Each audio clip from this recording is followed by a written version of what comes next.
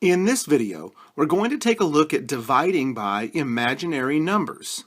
So in our first example, we have 5 divided by I, and remember that I is the square root of a negative 1, and you've learned previously that we have to rationalize the denominator anytime we have a radical in the denominator.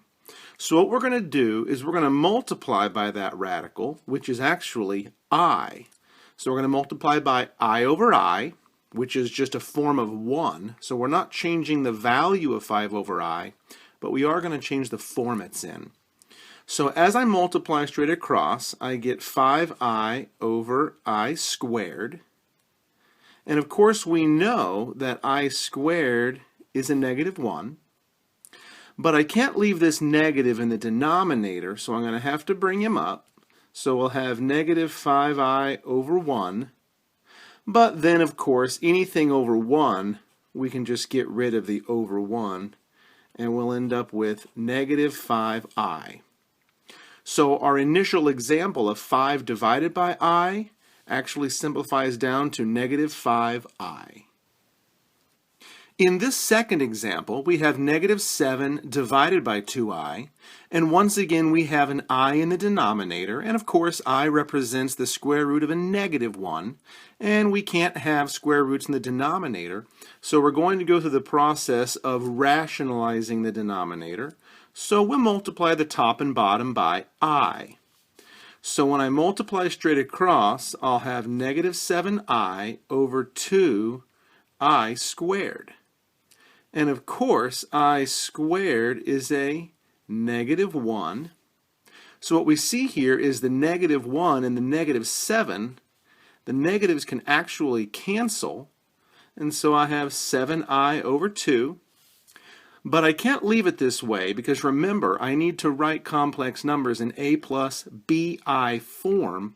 So I'm going to have to keep the 7 halves and the I separate from one another, and I need to make it a product of the two. So 7 halves I will be the simplified form when I take negative 7 and divide it by 2I. In our third example, I have the complex number 11 minus 4I being divided by negative 5I. And again, I have this I, which is the square root of negative 1 in the denominator. So I'm going to have to rationalize this denominator and multiply by I over I. Okay, since it's a complex number in the numerator, I'm going to have to distribute that I to both of those terms, and I'll end up with 11I minus 4I squared. And in the denominator, I'll have negative 5I squared. So let's go ahead and simplify our I squareds. So 11I minus 4 times negative 1. And on the bottom, negative 5 times negative 1. So we'll see some things here. So 11I, here the negative and the negative will cancel and give us a plus 4. And here the negative and the negative will cancel and give us a positive 5. Well, I need to write this in a plus bi form, so I have to separate this into two distinct fractions, and also the real part needs to come first, and the imaginary part needs to come second. So I'll say 4/5 plus 11/5 I, and now I have this written in a plus bi form, and remember the I needs to come after this coefficient, so 11/5 I, and that'll be my final answer for this original division problem.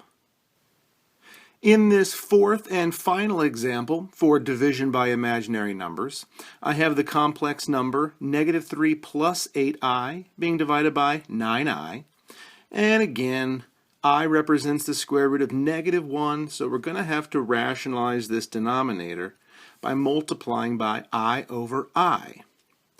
So in the numerator, this complex number, I'm going to put it in parentheses, and I know I'll have to distribute that I to both of those parts. So I'll have negative 3I plus 8I squared. And in the denominator here, I'll have 9I squared. So let's go ahead and simplify all those I squareds. So the I squared is negative 1, and that's what that looks like. So let's go ahead and drop down on the next line. So negative 3I minus 8 all over negative 9. Well, what I can do here, I notice that every single term has a negative, so I'm going to go ahead and factor that negative out. And then I'll notice that the negatives end up canceling.